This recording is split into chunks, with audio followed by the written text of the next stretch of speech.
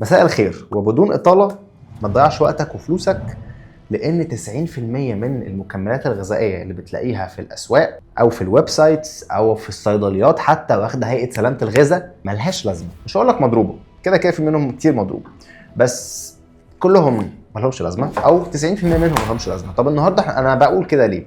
عشان أقول لك ال 10% اللي ليهم لازمة فعلا وتستخدمهم إزاي، وفهمك إن الباقي ده خدعة تسويقية لأن ده سوق. والله أنا دلوقتي لو بعرض حاجة أي كلام الناس اشتريتها واقتنعت بيها وبقت تشتري منها، هبطل اعرضها ليه؟ واكبر دليل مثلا رامز جلال بقاله 15 سنه بيعمل نفس البرنامج، رامز تحت الصحراء، رامز فوق الجبل، رامز في مش عارف ايه، وعلى طول متصدر. ليه؟ الناس مش بتبطل تتفرج. فطالما الناس مش بتبطل تتفرج ده مش معناه ان المنتج ده حاجه كويسه، ما كل الناس عارفه ان هي اشتغاله. نفس الكلام، مش معنى ان الناس كلها بتشتري المنتجات دي والسوق بتاعها شغال ان هي فعلا منتجات تفيدك. خلينا نخش في الموضوع على طول. بس قبل ما نخش في الموضوع تعالى احكي لك قصه حلوه قوي. انا كل سنه بروح الامارات، بروح دبي ماسل شو علشان اعرف ايه الجديد في مجال الفتنس، لان انا بقالي في المجال ده 6-7 سنين. فدايما كل سنه بروح وبلاقي حاجات فعلا جديده، وساعات بروح الاقي نفس كل حاجه، بس كل سنه بلاقي حاجات مختلفه وحاجات جديده. مثلا تشوك شفافه، سبراي بترشه في الجزمه يمحي ريحه الجزمه، بيلاتيز، مش عارف ايه. الحاجات الجديده دايما اللي بتطلع بلاقيها في دبي ماسل شو، بعد كده بسنتين بتوصل مصر. الحاجه الوحيده الثابته ان هما بيجيبوا بادي بيلدرز بياخدوا ستيرويدز، يلبسوا تي شيرتس بتاعه ايا كان الشركات، مش هقول اسامي الشركات ولكن كلها شركات انترناشونال، يعني يلبسوا لبس الشركه ويمسكوا المنتجات اللي مش مفيده اللي ملهاش اي لازمه ويتصوروا بيها. That's how I made my physique. كلهم كده، وكلهم اصلا بيطلعوا يكمبيتوا بادي بيلدينج. يعني عندك مثلا راين تيري 3 تايمز مستر اولمبيا، ده انا رحت عملت معاه انترفيو في دبي. الراجل ده بياخد ستيرويدز وقايل السايكل بتاعته. الراجل ده امباسادور من شركه ماي بروتين. طب ازاي ده الشخص اللي بيحمل العلامه التجاريه وهو اصلا مش بيستخدم المنتجات دي وبيستخدم ستيرويد؟ فهي حاجه هي ملهاش لازمه، هي نفعها 1%، ولكن طالما بتتباع وطالما ليها سوق ليه نبطل نبيعها؟ ليه نخسر احنا فلوس؟ ما انتوا الناس اشتريتوها. تعالوا نتكلم بقى ايه السبلمنتس المضره. اول حاجه انت محتاج تبعد تماما عن نوعين من السبلمنتس، واحد فيهم مضيعه فلوس بجد، واحد فيهم مضر جدا. وهنبتدي بالمضر. كل انواع حوارق الدهون اللي بيشتغل منها مضر جدا على القلب وعلى الجهاز الدوري بتاع جسمك وعلى ضغط جسمك وعلى على صحه قلبك بشكل عام على المدى القريب قبل البعيد، واللي مش مضر منها ما بيشتغلش. هنقول تاني، اللي بيشتغل منها مضر جدا واللي مش مضر منها ما بيشتغلش. فانت كده هتخسر حاجه، هتخسر فلوس يا هتخسر صحه. فاهم؟ ان اوردر انك تخس 200 جرام زياده في الشهر، لو انت شايف انها تستحق اعمل كده. ولكن انا بالنسبه لي انا واللعيبه بتاعتي عمرنا ما بنعمل كده. واتفرج على نسبه الدهون يا معلم، اتفرج على القصه دي كلها. هتقولي بادي بيلدرز بيستخدموا فات بيرنرز. يا معلم، فات بيرنرز دي اقل حاجه خطر في قائمه لعيب كمال اجسام بيستخدمها، فاهمني؟ وبيستخدم فات بيرنرز مش اللي بتتباع في السوق، بيستخدم حاجات تانية كده حلوه انا مش هقول لك اسمها عشان ما تروحش تدور عليها وتحاول تشتريها. ده النوع الاول.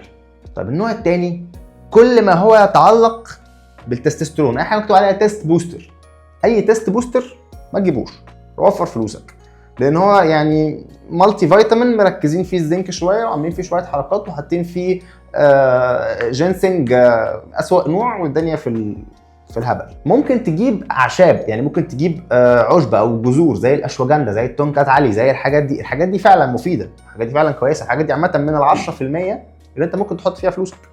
في حاجه ثالثه وهي منتجات الجينر. دايما بقول ان منتجات الجينر 95 اذا ما كانش 98% منها في السوق عباره عن سكر كتير، اردأ انواع البروتين، بروتين الرز وبروتين الصويا واردأ انواع البروتين محطوطين مع بعض. خد يا ابني جينر. طب ليه؟ طب ما انت ممكن تشتري بروتين يا معلم وتحط عليه موز وشوفان وبتاع وتضربهم في الخلاط، عملت جينر محترم. ممكن ما تاخدش بروتين اصلا وتاخد احتياجك من البروتين من الاكل عادي، وتاخد احتياجك من الكارب والفات من الاكل عادي. ولكن انا هنا بتكلم على الحاجات الويست اوف ماني. في ناس بتعوز تشتري بروتين وبروتين رفاهيه. تعالى بس نخش على المرحله بقى بتاعت ايه السبلمنتس اللي اجيبها. السبلمنتس اللي انت فعلا ممكن تجيبها هي الاوميجا 3، كل انواع الاعشاب او الجذور زي الاشواجندا والتونجات علي والمكه والحاجات دي كلها. الحاجات دي فعلا مفيده، الحاجات دي فعلا اثبتت انها فيها حاجات كويسه. وانا مش بعتبرها مكملات، انا بعتبرها حاجات من الطبيعه بتستخدمها يعني. عندك الواي بروتين والكرياتين مونوهيدرات. الكرياتين مونوهيدرات ده بالنسبه لي منتج فعلا اختراع، عمرك ما هتستخدمه، عمرك ما تلاقيه في الاكل، عمرك ما تاخد في اليوم 5 جرام كرياتين من الاكل، لان ما يوازي ال 5 جرام كرياتين السكوب ده يساوي كيلو لحمه حمراء في اليوم. فانت لو محفظتك هتسمح بكده جسمك مش هيسمح بكده، مش هتعرف تاخد كيلو لحمه حمراء في اليوم، الموضوع يكون صعب جدا. فبنستخدم كرياتين مونوهيدرات ليه فوائد كتير جدا جدا يعني. دايما انفست في كرياتين مونوهيدرات، الموضوع يفرق معاك تماما. بنستخدمه ازاي؟ 5 جرام في اليوم، نشتغل بيه شهرين ونوقف شهر، شهرين ونوقف شهر، او 3 شهور ونوقف شهر ونص، او 4 شهور ونوقف شهرين. فاهم قصدي؟ انت بتوقف استخدامه قد نص الفتره اللي انت استخدمته فيها. لو قعدت بتستخدمه شهرين وقفه شهر بعدها. هل هو مضر على الكلى؟ لا مش مضر على الكلى. لو انت بتاخد احتياجك اليومي من الميه مظبوط اول حاجه، ولو انت اوريدي ما عندكش مشاكل في الكلى دنيتك تمام. لو عندك مشاكل اوريدي في الكلى يستحسن ما تستخدمش اي منتج اصلا، واي حاجه تستخدمها تكون تحت استشاره الطبيب. نرجع للبروتين. والبروتين ناس كتير بتختلف فيه. انت لو شخص بتعرف تدخل احتياجك من البروتين من الاكل يوميا ما تاخدش واي بروتين، لان هو صدقني ما فيهوش حاجه زياده، ما فيهوش مثلا امينو اسيد بروفايل زياده، ولا في حاجه اعلى من 4 بيضات فيهم نفس الجرامات البروتين اللي في سكوب الواي بروتين. 100 جرام فراخ فيهم نفس سكوب البروتين. 100 جرام لحمه نفس الكلام. 150 جرام سمك نفس القصه. عادي جدا جدا. بالعكس البروتين الحيواني فيه امينو اسيد بروفايل اغنى من الواي بروتين، الا بقى لو شركه عامله اختراع ما يعني وحاطه امينو اسيد بروفايل لا يقهر، ولكن ده ما بيحصلش وقليل قوي. فانت لو عندك الرفاهيه ان انت تجيب مكمل، هات الكرياتين. متبقي رفاهيه، هات واي بروتين. نيجي هنا للجزء الجميل بتاع النصبايه، ازاي ما يتنصبش عليا في مصر وانا بجيب واي بروتين. اول حاجه ما تجيبش مستورد. من الاخر انا بجيب لك من الاخر ان اللي بيتضرب دايما المستورد. المنتجات المصريه 90% منها كويس. طب احنا بنختار على اساس ايه؟ على اساس الفليفر اللي يريح بطنك واللي يعجبك، الكلام ده كله. في شركات كويسه كتير، في شركات كتير جدا جدا جدا كويسه.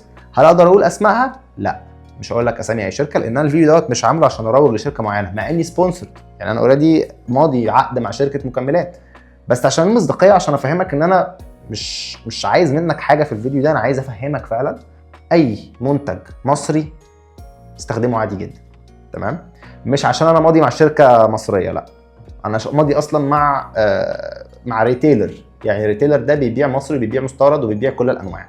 بس انا بقول لك ما تشتريش مستورد. ليه؟ غالي جدا جدا جدا، مضروب جدا جدا جدا، ومش مضروب من المحلات او من الريتيلرز، لا هو اللي بيضربه بيكون هو اصلا الوكيل، او اللي مسك بعد الوكيل، او التاجر اللي وصل لشركه المكملات، او التاجر اللي وصل لمحل المكملات.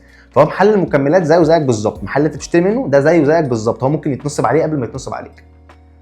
فابعد عن القصه دي كلها. لو هتجيب منتج مستورد جيبه من بره، ومش هتفرق ايه المنتج. صدقني ما تقارنش في الواي بروتين، ما تتعبش نفسك، ما تقارنش. طيب لو انت هتجيب مصري، اختار شركه تكون موجوده في السوق بقالها فتره والناس بتشكر فيها. الشركه اللي لسه طالعه امبارح بلاش، استنى يطلع عليها ريفيوز. تمام؟ في كذا شركه موجوده، وكذا شركه اكيد سمعت عنها الفتره دي في 2026، شركات طالعه بقوه، اكيد تسمع عنهم. 3-4 شركات معروفين كده، والفليفرز بتاعتهم حلوه جدا، تقدر تجربهم. وفعلا انا استخدمت الايزو 100 بتاع ديماتايز، واستخدمت بعض المنتجات دي، نفس النتيجه، نفس الطعم، نفس الذوبان، الدنيا لطيفه. ممكن يكون ايزو 100 بيدوب اسرع حاجه بسيطه، ولكن مش ده اللي هتدفع عليه 1500 جنيه فرق. وبرده انت وانت بتستخدم الايزو 100 بتقدم رجل وبتاخر رجل، انك عارف انه ممكن يتضرب في 10 مراحل قبل ما يوصلك. ولكن اللي بيصنع منتج محلي ده بيبقى عايز ان هو الناس تصدقه ويكسب مصداقيه والناس تحبه ويكمل في السوق، فعمره ما هتلاقيه بيضرب. والتشين بتبقى صغيره جدا، يعني من صاحب الشركه للمصنع للمخزن. حته ان حد يقدر يضرب او يتلاعب في المكملات دي بتبقى صعبه حبتين 3 يعني. في ناس في الاخر هتقول لي يا عم صباح الفل، فكك من الكلام ده كله، الطبيعي يكسب، انا هبقى طبيعي ومش هستخدم اي مكملات. حبيبي براحتك يعني انا مش جاي ببيع لك حاجه، ولكن الطبيعي ده اللي مش بيستخدم هرمونات. واحنا بنحدد ده طبيعي ولا مش طبيعي على اساس ايه؟ في مؤسسه كده اسمها الوضع، دي اللي بتحلل اللعيبه قبل ما يلعبوا اي بطوله الاولمبيات، بطوله كمال الاجسام، اي بطوله بتحلل لهم، تشوف الناس دي بتاخد منشطات ولا مش تاخد منشطات، طبيعيين ولا غير طبيعيين. كل المكملات اللي ذكر اسمائها في الفيديو ده، كل المكملات اللي انت بتشتريها من محل المكملات تندرج تحت بند الطبيعي. فانت طبيعي ما تقلقش، المكمل ده حاجه مشتقه من الاكل جايه لك في صوره ابسط.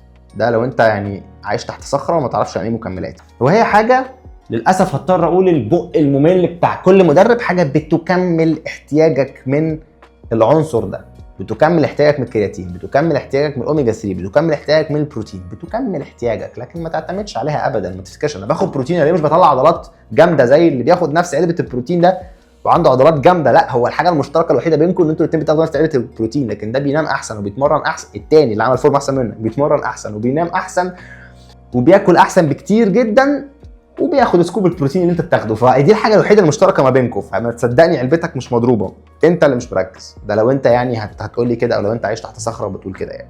مش عارف انا ليه بنفعل لما بكون بقول حاجه المفروض تكون حاجه يعني الناس كلها عارفاها يعني، ولكن اللي انا بقوله ده كله بيزد اون ناس كتير جدا جم سالوني انا عايز اجيب مكمل معين، بقول لك ايه ما تقضي لي كرياتين. اقضي لك مش بودره، هي بودره فعلا بس مش حكايه يا ابني انزل يا ابني اي زفت جيب كرياتين. محدش بيضرب الكرياتين في مصر، الكرياتين المصري ما بيتضربش، اي شركه كرياتين مصري مش بتتضرب. ابصم لك بالعشره بقى، مفيش شركه مصريه بتصنع منتج الكرياتين مضروب. ليه؟ لانه رخيص جدا، ده اول حاجه. تاني حاجه الناس دي عايزه يكسبوا سمعه ويكسبوا اسم. 3 لو هو ضرب الكرياتين مكسبه الاضافي هيبقى 5 شيلين قصاد ايه؟ قصاد ريسك كبير جدا ان هو يقفل ويتحبس. اهدى، محدش هيضرب الكرياتين في مصر، تقدر تاخد كرياتين عادي جدا. وبس يا ولاد، الحلقه خلصت، اتمنى تكونوا انبسطتوا معانا. اعملوا سبسكرايب، وطبعا زي ما انتم عارفين وزي كل حلقه لو حابب ان انت تبقى مدرب نفسك الشخصي، لو حابب تبقى انت دكتور التغذيه بتاع نفسك، تعمل نفسك برامج غذائيه، تعمل نفسك برامج تدريبيه ليك انت واصحابك حتى، تقدر تعمل ده بسهوله لو اشتريت كورس النكست ليفل. ده كورس احنا عاملينه عباره عن 13 شابتر، كل شابتر مشروح بالفيديوز وعليه تطبيقات عمليه يقدر يخليك انك تبقى مدرب نفسك بمنتهى السهوله، تعمل نفسك اي برنامج غذائي، اي برنامج تدريبي انت حابه، ويكون فليكسبل على اللايف ستايل بتاعك. في شابترين فيه بيتكلموا عن المكملات، بس بيتكلم بتفاصيل اعمق بكتير جدا جدا جدا جدا عشان تبقى عارف كل مكمل هتستخدمه ازاي وامتى وفين. مكملات اكتر بكتير جدا من اللي احنا غطيناها النهارده، ولكن انا حبيت اقول لك اهم حاجات، تبعد عن ايه وتقرب من ايه. وبس كده يا شباب، اشوفكم الفيديو الجاي ان شاء الله. ما تنسوش تعملوا سبسكرايب، ما تنسوش تبعتوا الفيديو ده لاي حد من صحابكم، وابعت الفيديو ده لمامتك علشان تبقى يعني ما تفتكركش بتشد بودره في الاوضه. والله ده كرياتين مونوهيدرات عادي جدا، كل الناس عاملين ابحاث عليه، او كل الدكاتره كل الجامعات عامله ابحاث عليه، دي حاجه امان جدا فانا ممكن استخدمها عادي. وبس، ومش هقول لك استخدم بقى برومو كود كذا عشان تشتري من كذا، لا يا معلم، هسيبها كده. بحبك.